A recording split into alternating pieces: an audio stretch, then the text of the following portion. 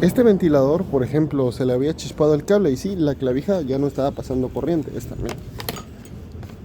Aquí lo lleva un fusible, pero ya no está pasando corriente. Entonces, eh, hay que cambiarlo, ¿no? Pero yo le dije al cliente, mire, hay que desarmarlo para que yo le pueda dar una garantía.